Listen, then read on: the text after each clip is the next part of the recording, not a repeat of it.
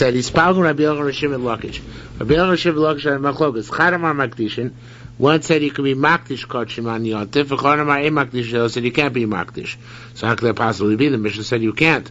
What's the machlokas? So it says more. Rabbanan the Kisorim Mefarshin, the rabbis in Katzrin said. They explained it that we're not talking about making hektish something which is not necessary. That, of course, is not allowed to do in Yotif. The shayla is when you can be makdish necessary karbonos, like a tamid or a musaf. So on that, Rabbi Yochanan are makdishim b'tchila b'Yotif. You be makdish the carbon of that day, specifically in Yotif. The carbon which is not required, even the carbon which is required for that day, you may not make initially hektish on Yotif. You can. As long as you bought it for Yotif, you can sacrifice it, but you can't make it hektish on Yotif. So each tiny, those learned the brayso hoichlo eitzah mochrei tloim. That when you need to buy a Pesach, when Erev Shabbos comes out on Shabbos, then you go to people who sell sheep, which sounds like they're not yet hektish. Each tiny, those who said hoichlo eitzah mochrei psachim. They're selling animals which are ready, doesn't have psachim. So mandamar holy chloetza mochrei tloim. You go to people who are selling sheep, and you can be makdish them. Mandamar makdish. It's like mandam says you can be makdish or korban, whose day is that day, meaning in this case Erev Pesach, which comes on Shabbos, so that you can be makdish it on that day, right? Mandamar makdishin holds that that you can be makdish on that day. And the Mandamar, like the Mandamar says Makdishin, you can buy your Korban Pesach from a regular sheep dealer, even one who doesn't have pre-designated Korbanos, right? However, Mandamar Eitzel Holech Eitzel Mocher Psachim, the one who holds you have to go to somebody selling already pre-designated Psachim, Commander Ekdish, you're now to be Makdish initially, even required, which is required to be brought on that day on Yotif, and therefore, you have to go to somebody selling a red, so Korban Pesach which is already consecrated. So says the Gemara, Chodamra, this teaches us, She'ena Yetzel Chulin v'Chozer v'Kadosh. Something that cannot go out to be Chulin and then come back and become Kadosh again, right? That the way when you buy the Pesach, it doesn't become Chulin and then become reconsecrated in your hands to the Pesach, because if that was the case, in Tema Yetzel Chulin, then we would say it could become Chulin when the guy buys it, the Pesach or somebody else. So then Chozer v'Kadosh. And then it comes Kodesh again. You also should be also to buy it. You should makdish because it became chulin, and then you're makdish it again. So that should be also. So it's neither a makdish when you're not allowed to be makdish on yotiv. So it must be there remains hektish. When you buy a Korban Pesach from a dealer, it's not it becomes ois hektish and then it becomes hektish again in your hands. Rather, it retains hektish the whole time, and therefore you can buy it even on Shabbos. Right? Rabbi Mana.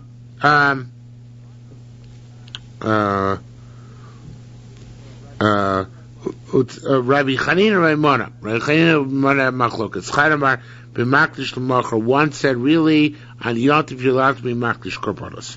The only korban you're not allowed to be makdish is the korban you don't want to bring today, you want to bring tomorrow. So that you're not allowed to be makdish on Yontif.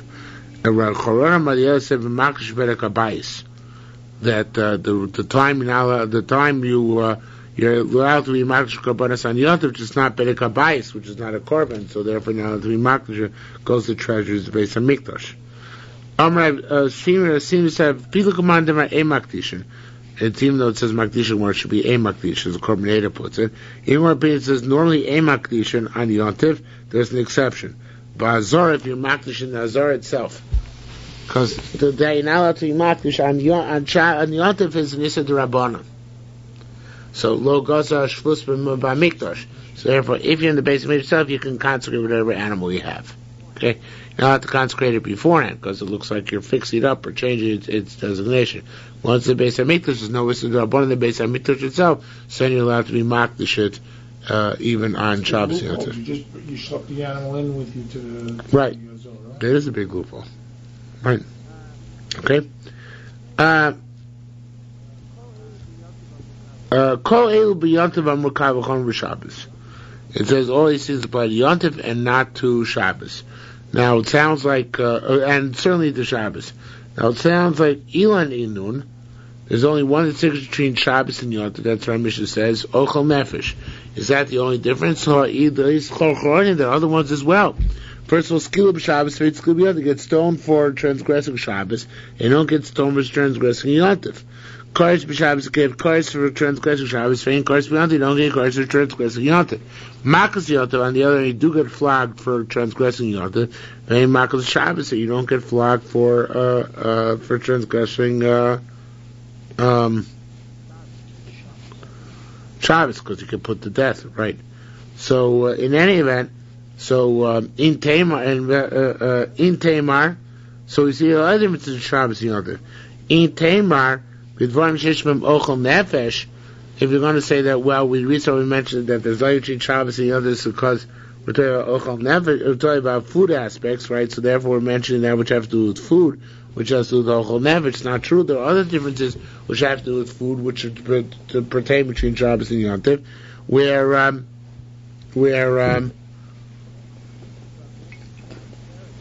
are mentioned throughout the parak. So if that's the case, you should tell us what the difference in the other areas between Shabbos and Yontif are.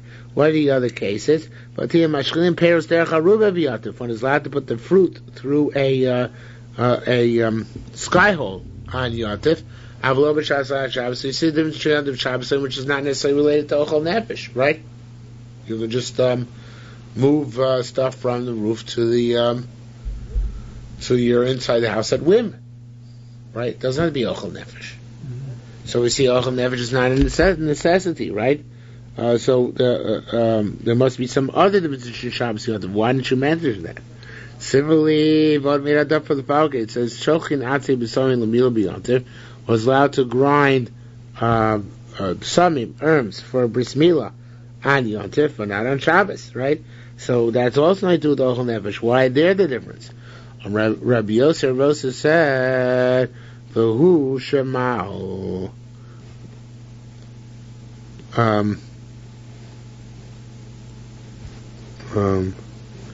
This is not, I don't think it's part of the question. Just making a statement here. The only time you're allowed to grind the spices is that already the kid was mal, not beforehand, only after the fact. Only then can be Doicha Shabbos and Yontif.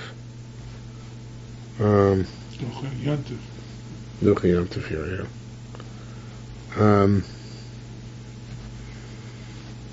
yeah, but it's a sakana already. What? If he's already come out, so it's a sakana. I guess there's enough time to do it still, though. What? It's what are you asking? It should be good for Shabbos as well, because it's a sakana nefashos. He's a chola. Yeah, maybe there are different remedies. I don't know. It's a good question. But obviously, Gemara's point is that there is a difference. If there is a difference, so you have to. You can't say ein ben el ochel nefesh. There are other differences between the two. Okay, I don't know how to answer your question. So says the Gemara. And the other difference is that v'ominadod the tani learned chachamim l'Reb Meir. V'chon we see the Reb Meir bechotom shebekarka, that seals of stuff in the ground. Shemefakin, you can loosen. Matirin, and you can untie the chotchi and cut, but all this is only a yotif. But Shabbos mefakbi kilusa lo mfakim, but not cut through. Lo matirin, nor untying. Lo chotchi mekalim, nor do you cut in kalim. But Shabbos muter ain't tzorich lo yotif. If something is muter on Shabbos, then it's certainly muter on yotif. But that's not.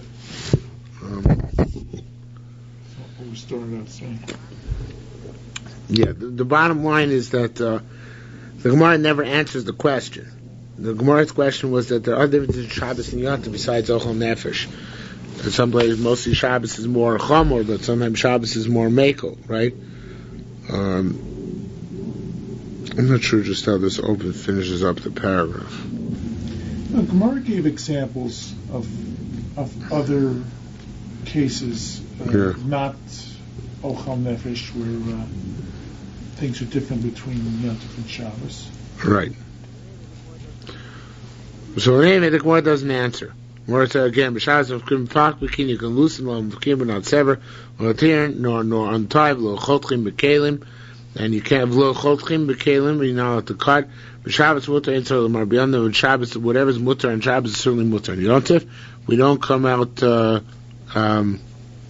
with any conclusion here.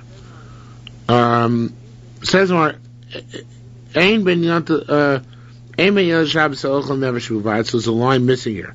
Time b'shem Rabbi Yehuda said, I'm machshiri ochel nefesh yitiru. You can also do machshiri ochel nefesh on Yontif, preparations.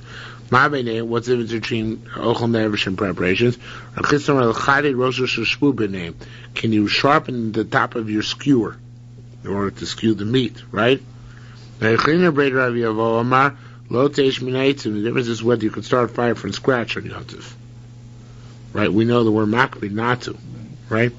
So the question was the Raisa, the Rabbanon, how we learned it. So Mabineh, what's the between the two sides? I'll go back. Rabbi Yehuda. Yeah, I did go back. Time by the Barbatzi, the Bardalia, who are Davar. One of these things is correct. That the difference between the opinions, if you hold only Ochel Nefesh Mutter, or if you hold Machshir Ochel Nefesh is also Mutter, one of these opinions is correct.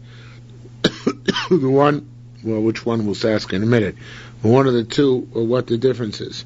So whether you can sharpen a skewer or start a fire. It's fire. Mawa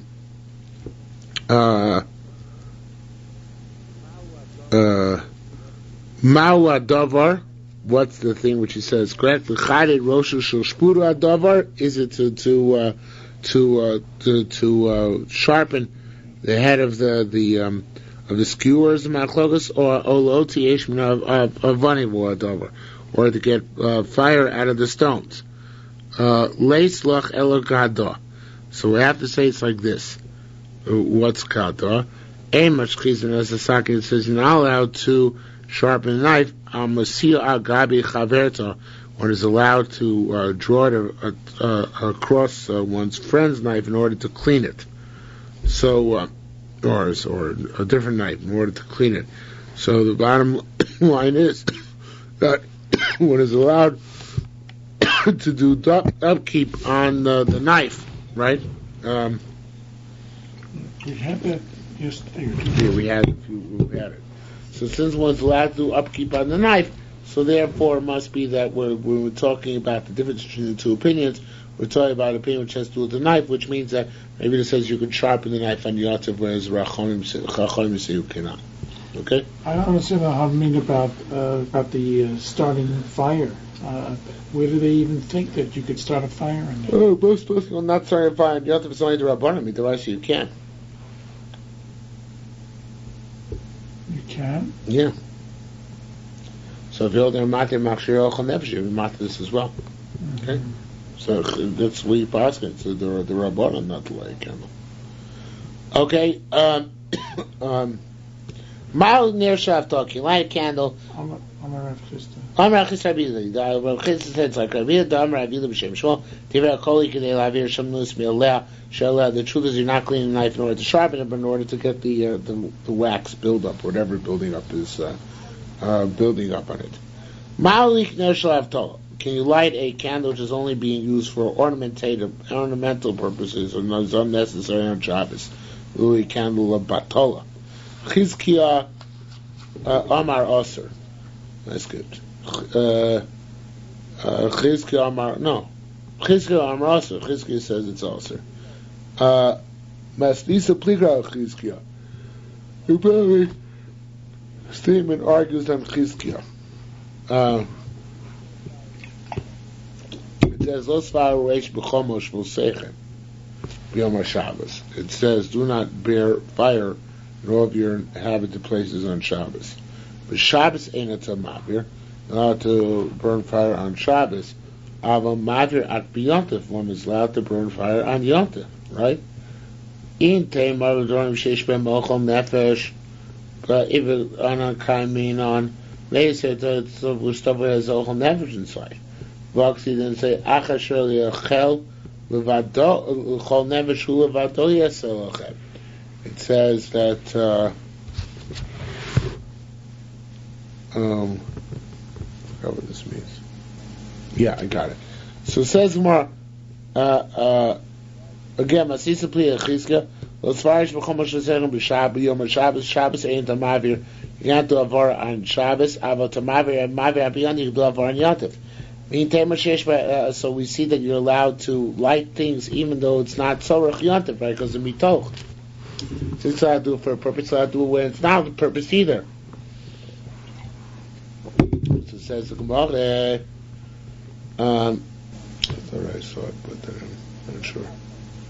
Let me try this again. Ner Shav Tola. Let's start from there again. For a Ner Shav Tola, a candle which is not lit for a purpose. Chizkiah Amar Aser. Chizkiah said it's also to light that on Yontif. The Brights argues on Chizkiah because the Brights says Shabbos. You're not allowed to burn fire on Shabbos, but Shabbos ain't on Tamavir. On Shabbos, you're not allowed to do a frivolous fire. I'm a Mavir at Yontif, but you're allowed to do it. So it says more in Tamar. How do I know that I do it? Maybe say it's only Dvarim Sheish Ben Mochel Nefesh. Maybe only allowed to do on Yontif Dvarim Sheish Ben Mochel Nefesh, not stam a candle which has no Ochel Nefesh attached to it. So it says no, but Vaksiv that already says.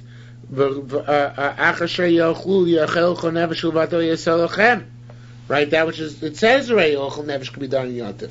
So when it says Los Far Weish B'chol Moshe Sechem B'Yom Shabbos, which means Shabbos you're not allowed to do Weish, but on Yontif, yes, that must be referring to something else.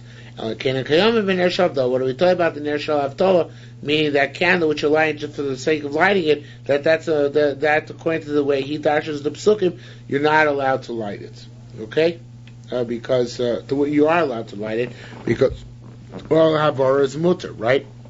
Rabbi Abuna said, this is me. The Tani to Tamon we learned over there. Beishamai osim beisil matir. Beishamai forbids to light a candle, which is a ner shel tov, and beisil is matir. Rabbi Nachman, Rabbi Hillel, Abaykum, Rabbi Yochanan. He asked how should I pass on Maisa? Armlei lo tesa lo tishrei. Don't say either way. Don't forbid it and don't permit it. And why are you telling that? Because we're not sure. Because it says by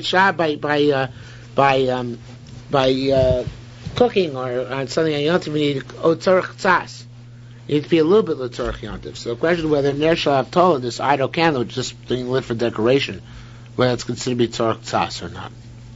So we don't paskin that way, though. I mean, you can just light candles in the house just for decoration to make it look good. I guess so. We do. I think we do. Actually, because since this is the Rabbanan, so therefore making it. I think we actually do. Good question. But I think we're sure we do. If you have an animal which you acquire on Shabbos or Yontif, so it can only go Tchum Shabbos like it's the guy who owned it, Ben Hashmoshel, so Erev Shabbos. If somebody gives his cattle over to his son, or to his regular, or to a shepherd, then the cattle can walk like the feet of the son of the shepherd. If you have vessels which belong to one of the brothers' house, they're like his feet. They're not designated for one of the brothers in the house. They're like places where a person is. What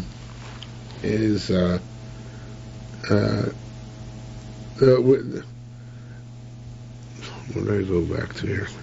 What? Where's walking? I don't follow the last thing. In the Mishnah? Yeah. It there's, let's say they're brothers in the household, right? And the father died, let's say, let me understate. So Rain Krav, they go like the brother who most usually uses them. If they're not generally usually used by one brother or the other, so they're like the place where all of them can go.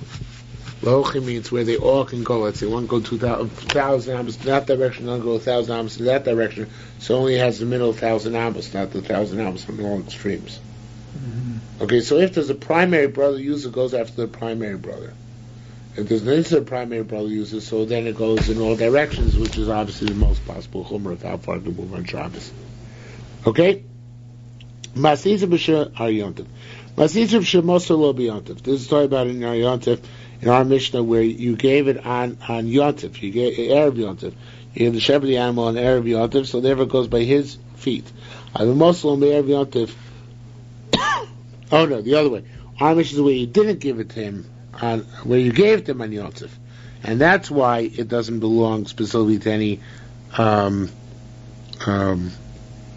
person vis-a-vis Tchumen, right? Because the original owner relinquished his rights, and the second owner can't acquire it on Yontif, right? So acquisitions.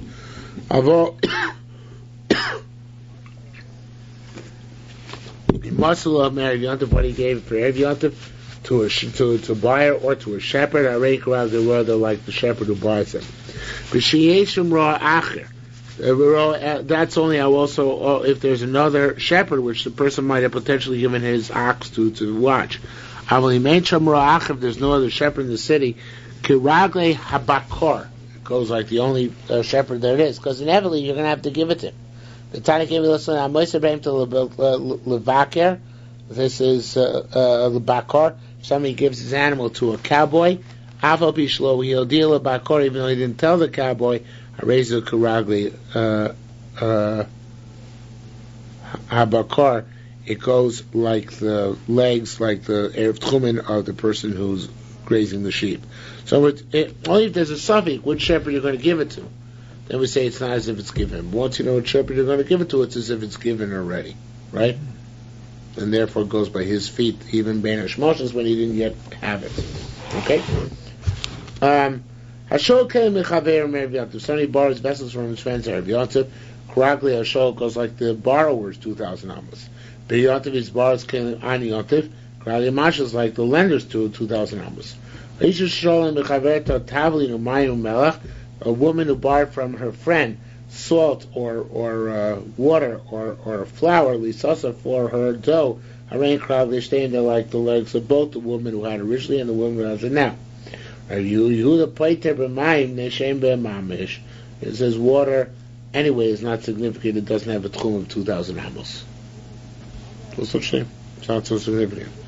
Rabbi Ba to tchumin also so kumsir sadin. Tchumin they made like giving over judgment.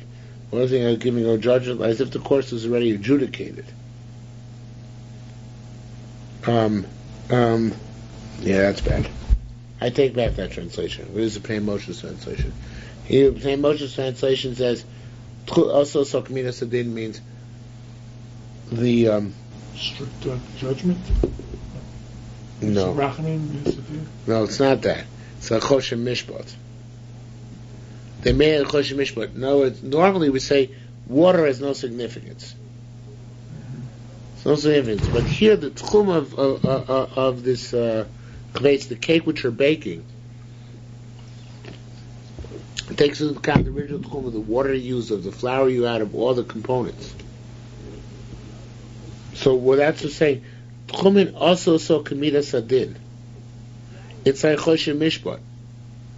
Why is it like that? Because most of the commodities which go into bread, a lot of the commodities are not necessarily things which go into the bread itself, right? The wood, the oven, things like that. So, yeah, but you weren't borrowing the wood and the oven. You were borrowing the ingredients of the bread. You were borrowing the flour, the oil. Right, but that's not even our point here. I'm not getting across because I'm too tired to speak straight. But that's not the point. The point is the choshen mishpat. What bothers us is that normally you don't take into account water. Water is insignificant. But here we do take out water, determining what the tchum is. But if I give the water and you give the grain, so then we have to take into account each of our tchumen. So why do we take the water into account here? So the answer is that here we take into charge by every tchumen, since it's like it becomes significant because you're using it to bake the bread. Right. Water itself. Exactly. That's what it means, midas adin. In other words, it has value. It's worth prutos. Yeah. So we're saying even though water itself has no inherent value. But here, you couldn't bake the bread without the water. Exactly. Okay, so that's what I'm saying. So that's why I take into account whoever gave the water, her feet, right? We take into account the choshen mishpat, ownership of the original commodities. Taylor Choshen should know this is true because Tamar Mishem Rav Chisda. There they say in Rav Chisda, "Lo yadi imin shmua." Here above they say in Rav Chisda, we don't know if because they had a Rav Chisda had a tradition, or Vimas Lisa, or he came from the Mishnah. If you ate it, you have to take into account the determining the tchum of the loaf of bread, where the wood came which baked it from. What do you care where the wood came from? Because since the wood enhances the value of the bread, since you need to pay money for wood to bake bread, so therefore it has a midas adin. In other words, it has a choshen mishpat part in the bread. It doesn't have a kazayas. There's no kazayas of wood in the bread, but since the wood is what allows you to bake the bread, so it's for the flour. Right, it's like a value added component, and therefore you take that into account in tchum. Right. Right, a plate of ma'im nesher mamish. Right, this is water. Water doesn't have mamish. Right, he argues. Now here the carbonator throws in the word that should be part of mention. Ta'it nesher nivloim beisa. Not because there's the different reason given, not because water is given, but because it was absorbed in the dough. What's the difference between these two opinions? So he says, Hamayim should be shebatavshu. Water in a cooked dish, not in dough.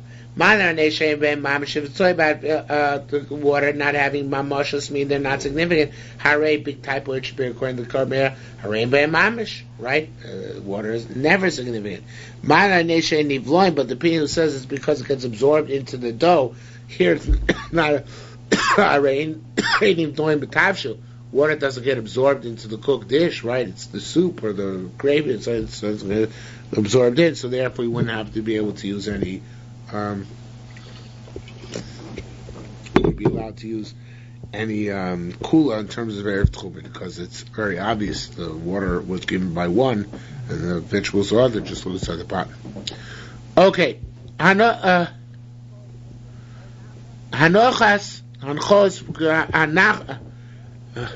hagachelas karagli bailim. A coal is like the feet of the owner. Vashal heves, however, a flame. A flame is is not like a coal. There's nothing monetary to possess. It's like it's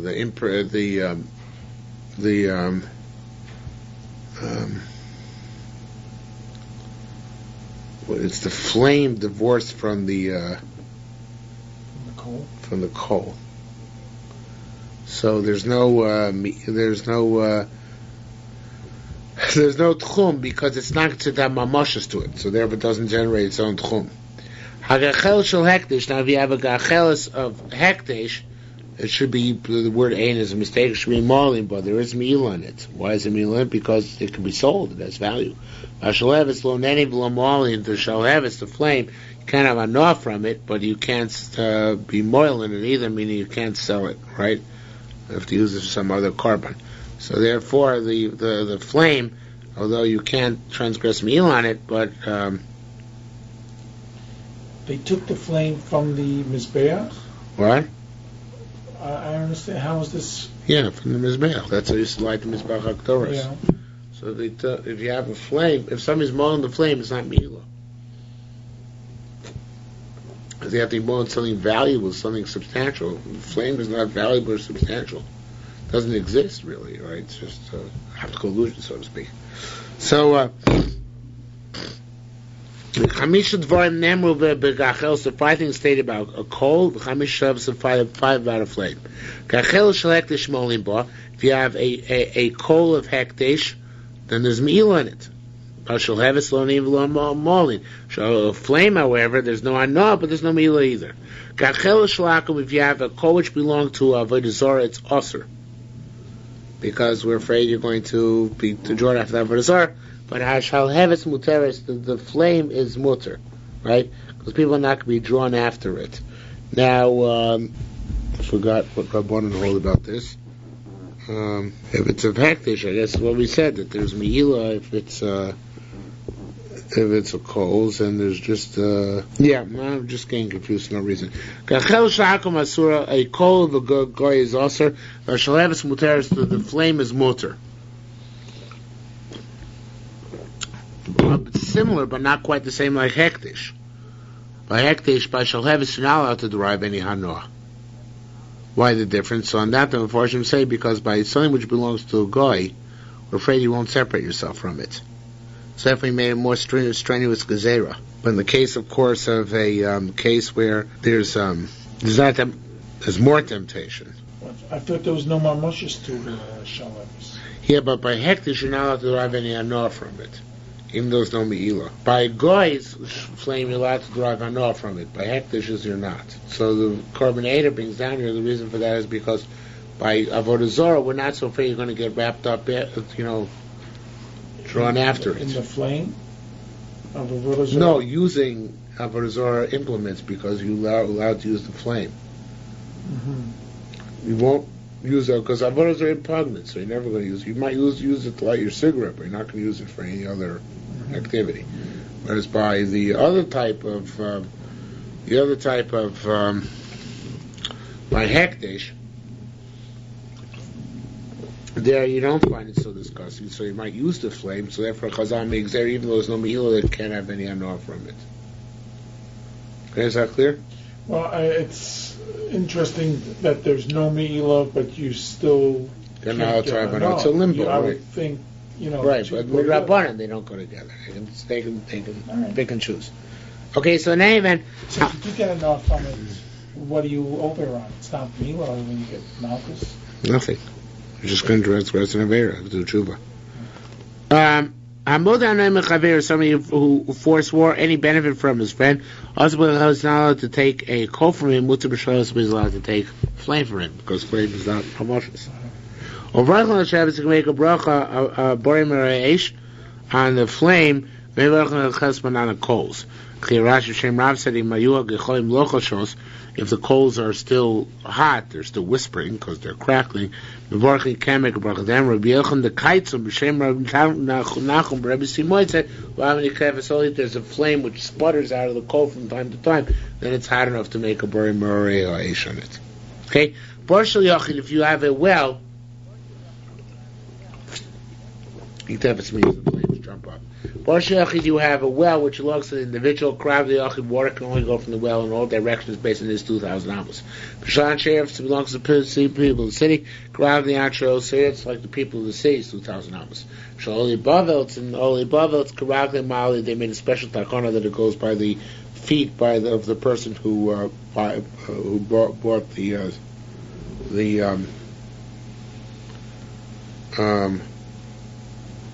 water. Not by the board. The people who brought the water from the well. Okay, so they have a special account, but it goes by their 2,000 amos. Okay, be'er sheben based chumin. Now, if you have a be'er between two tchum Shabbases, right? One ends in the middle of the pond, the other ends on the other side of the pond. So they can't bring water from one side of the pond to the other because each one is beyond 2,000 amos of the city. So Rabbi Yochanan also you have to make a metal wall between the two halves of this pool, so the waters don't come together, because one water is shy to that side, the other water is shy to this side. Mm-hmm. So you can't leave the walls accessible, the wall pools accessible to each other. No, you can even use a wall of reeds. It doesn't have to be a metal well.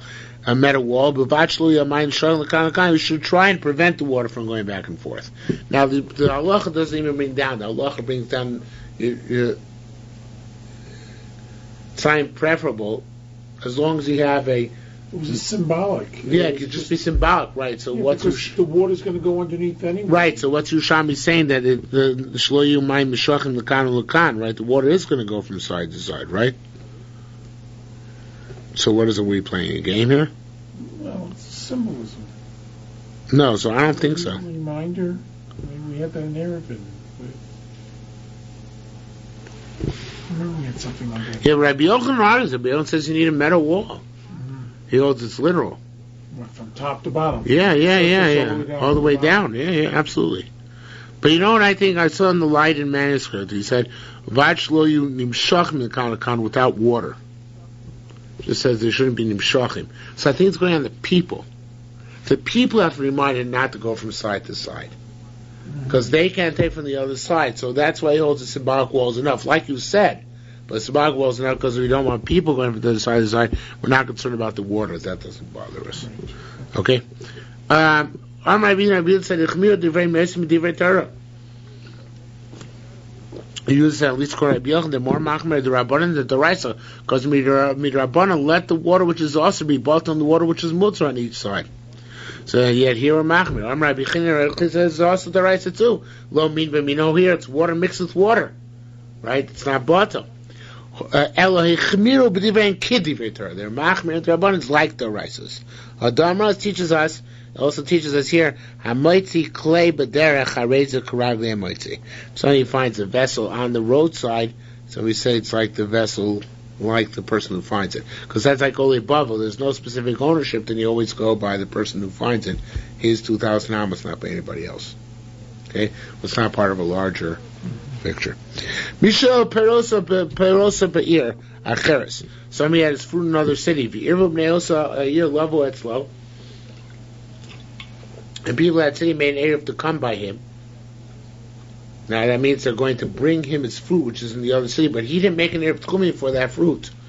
Lo yevlu leperos, so they shouldn't bring the fruit, because he didn't have an Erev Tchumen. And it's 4,000 amos away from him, so what if they made an Erev Tchumen? But he didn't have one, so therefore they can't bring him food, right? If he himself made the Erev, Harei peros l'kamod, then his fruit is like him, and it can be brought home for him home on Yontif. Rav Shmuel Chadamar once said, now there's also something missing here. It should be Hamafki Peres Eitzel Chaverim. Somebody leaves fruit by his friend. Okay? So Hamafki Peres Eitzel Chaverim, somebody leaves fruit by his friend. Rav Shmuel Chadamar Kali Hamafki. One time you go by a person in whose responsible his place, and if there's some problem, then they have to make it good. The Chorod Amar, and the other said that, actually we're not talking about here in Nizakin. We're talking about here, by Chum Shabbos, right? So Shulchan Aruch goes by the mafki, goes by a person who left the arch of safekeeping.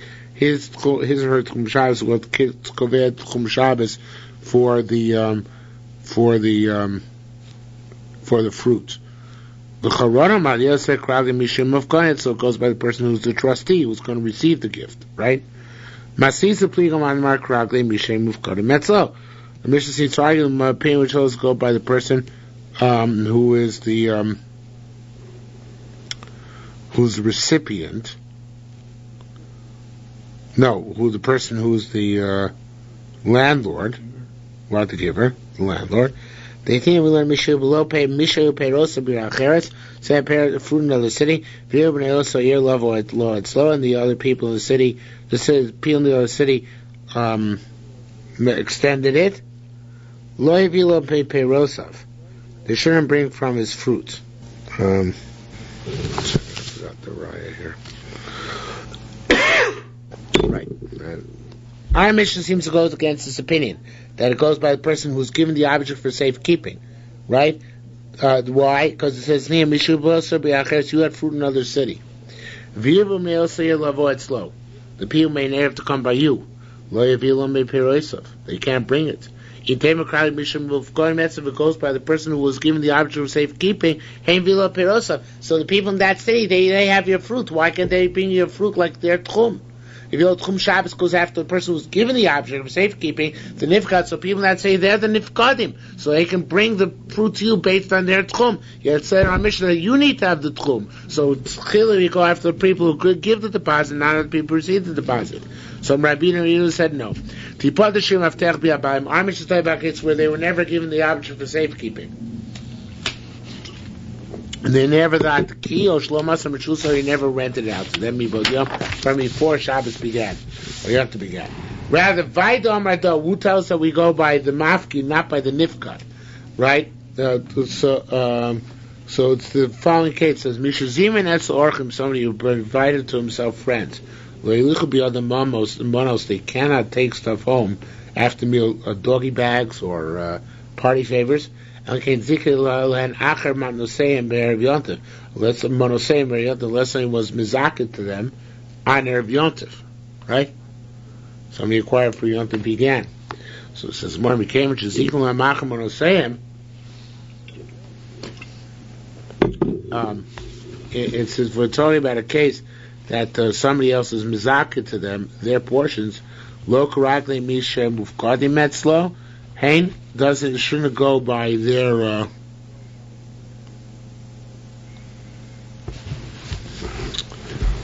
means. It means somebody who invites friends. Look at the other monos, they can't give it them. You can't unless somebody acquired them before you have to begin. So what's the problem? Oh, right, I got it now. I remember. What happens if he's mizak them from Erev Yontif? So then they can take it home. Why? Because it belongs to them, right? Yeah, but where was it on Yontif began? In the other guy's house. So what's the other guy? The giver has now become the nifkat. He's the safekeeper. Because he's preserving it until they get to his house the next day. Yet nonetheless, they can take it home. Yeah. Why can they take it home?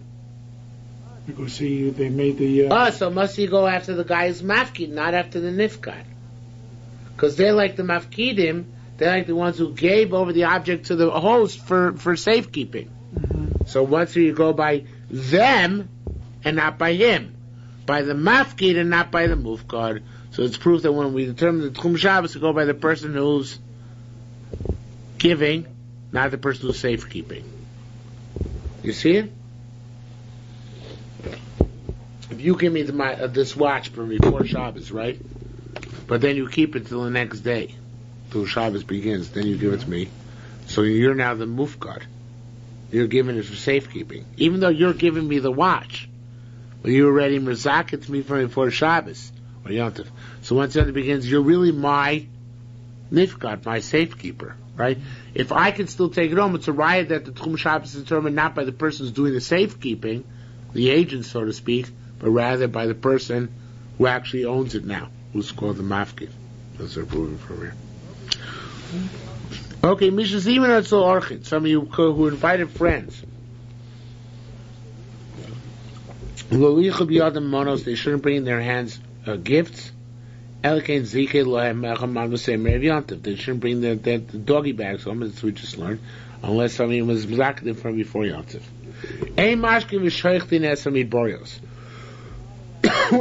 One is not allowed to give to drink and slaughter animals which live in the desert.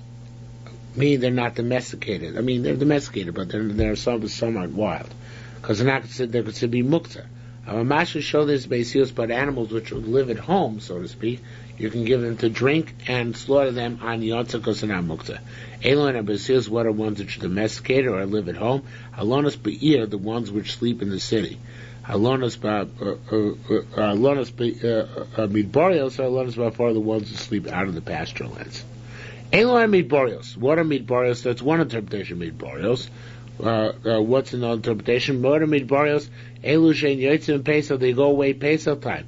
Nichnosa, they only come back b'revia when the first rains come. Elu hein ba'itzios, what are domesticated ones? Halonos beer, the ones that dwell in the city. Rabbi Omer, elu ve'elu hein midbarios. So elu ve'nichlasu tchum mishachashechem mutar nishchot. These, if they're within the Tchum Shabbos, once Shabbos begins, you're allowed to say shech them. Elon rebarts, which ones that even at the beginning of Tchum Shabbos, the end of Tchum Shabbos, the beginning of Shabbos, you're not allowed to shech them, beginning of Yontif. You're not allowed to shech them, why? Because they're considered to be muktzah. Hagedelos ba'afar, that's those that are raised in distant pastures. Am Rabbi Zir, as this said, Hadamra, Klisha, Ba, Michutz, Tchum, Tchum, Mishachashechem, Mutzah, Tatlo. So it says you're allowed to move these cows, since they normally come home at night, even though it happened to be, let's say, the Shabbos, they came home after Shabbos began, doesn't matter, you're allowed to move them. So it teaches us that if you get any muktzah, which comes chutz tchum, so mutzah tafel, you're allowed to carry it. Rabbi Shimon bar Kasim Sheraval said, no, not completely. Uvad bar ba'amos, only within 4 amos. You can't carry the object which came on Yontif from elsewhere beyond the 4 amos. That's whole heter. If it came on Yontif. K'adar Gamliel Zuga, like Gamliel Zuga, Gamliel the barber, Ukre Chad Sarkei Kamin, somebody gave him honor by giving him 1 basket of truffles. Asashor on Yontif, a certain guy. Asashor Emona, what should he do with them? So he said, Kavlin go migairin. So one opinion is that accept them at home, so it's not Marasayan, accept them in Megairin in their dwellings. Didach your dwellings, and therefore they're not going to think that So it's V'darkei Shalom. You should accept it. Shalom no Marasayan. V'ochem Da'at Amos, eat it only within Da'at Amos, the place you accept it. Another interpretation given is accept it for your neighbor. Megairin means for your shachin. Accept it for your neighbor, not for yourself, and he can eat in Da'at Amos. And that's the way the Shulchan Aruch in fact baskets. But if someone brings something b'chutz l'tchum for you on Yontif, you can't eat it. But he can carry it, and he can, within Arba Amos, give it to somebody else to eat. Because there's not a Marasayan issue. Okay? So that's the bottom line, that you can move something, but only with limited extent. Also, you cannot eat it if it comes chutz l'tchum on Yontif. Okay. Hadva Masechta Beitza. Let's make a start on Masechta Rosh HaShanah. Rosh HaShanah, I think, is back.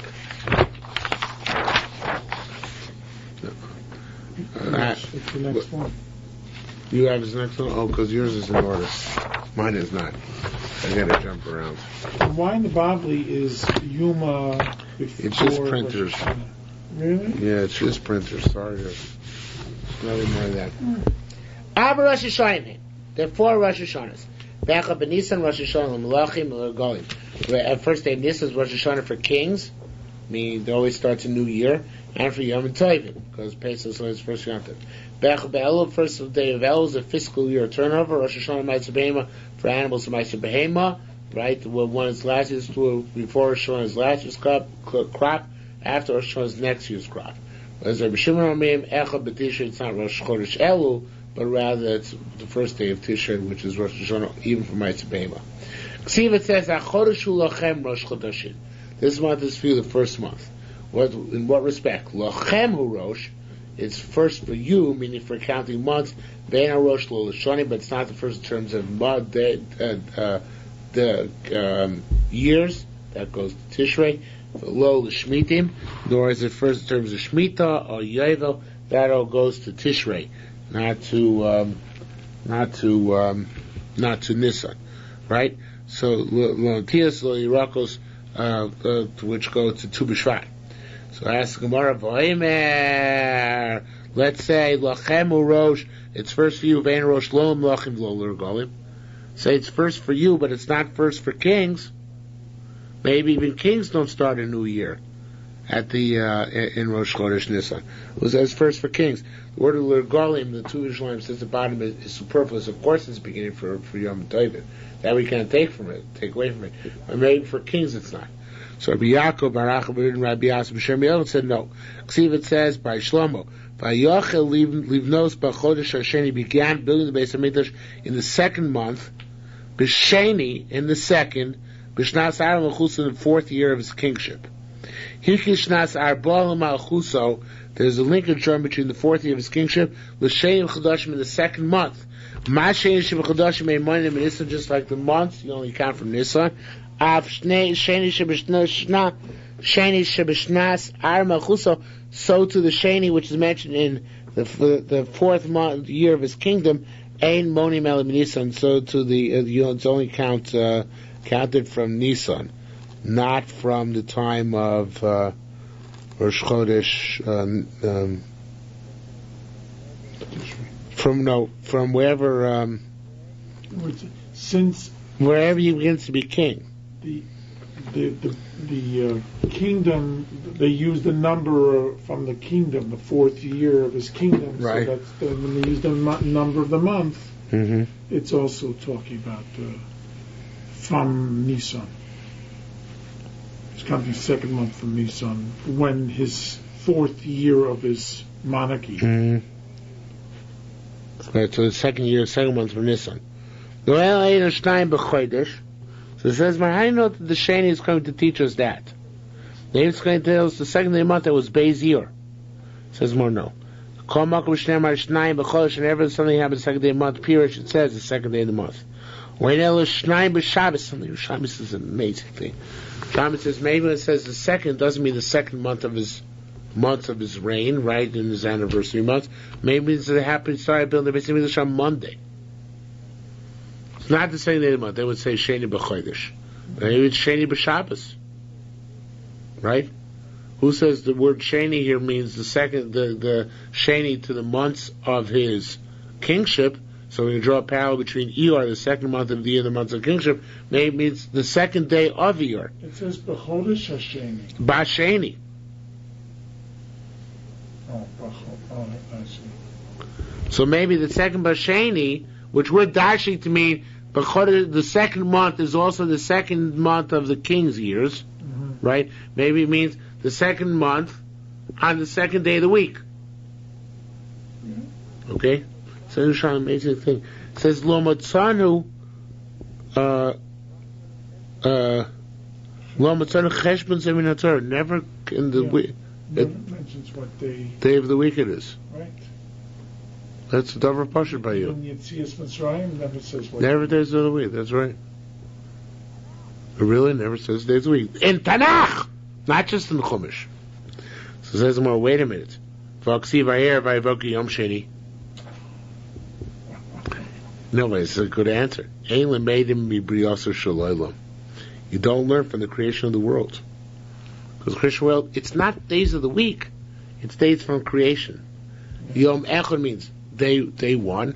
Yom Sheni means the second day of creation. Yom Shlishi means the third day of creation. Not Rishon b'Shabbos, Sheni b'Shabbos, Shlishi b'Shabbos. That's proof that these were not 24-hour days. Well, I don't know if it's proof. At least until Wednesday.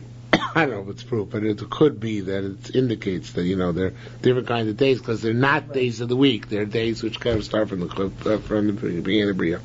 All right, that's all we'll do because that's all I prepared for. And I have to go to Marav also at 10:20. So you couldn't find any cups? No. Oh, there's some cups in the kitchen. What did you bring?